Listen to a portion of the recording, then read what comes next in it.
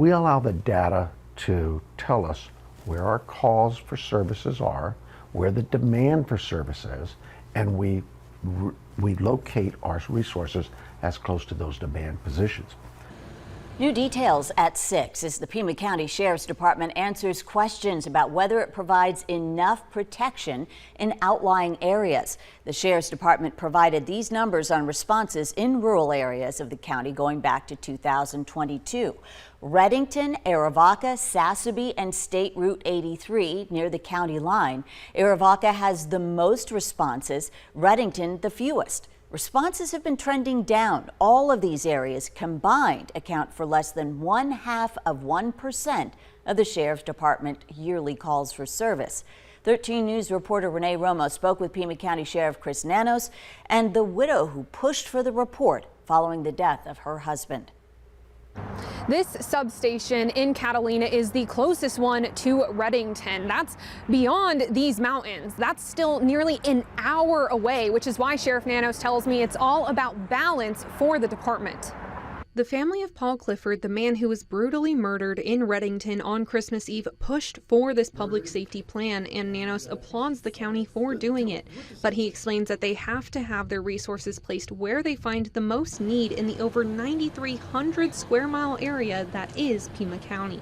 It's a give and take. So I tell those communities that, we understand that, and they just need to understand that our resources are going to be dedicated to those areas of most need. That doesn't mean we're going to neglect you. Nanos tells me he is very aware of the need in remote areas like Reddington, which is why the department relies on multiple substations along with other local, state, and federal partners to figure out who can make it to a certain remote area the fastest. But more than that, Nanos says they continue to improve communication between his department and rural communities to learn what their needs are. And Christina Clifford, Paul Clifford's wife, tells me it's crucial for their community to know that they can rely on law enforcement's help. We've stepped up to try to be there, to be good people and kind people in our community, and to be able to help strangers. And that's what led Paul to do what he did that night. He knew that there was not help. Christina says she's grateful for the town meetings and increased patrols PCSD has done to ensure better safety in Reddington.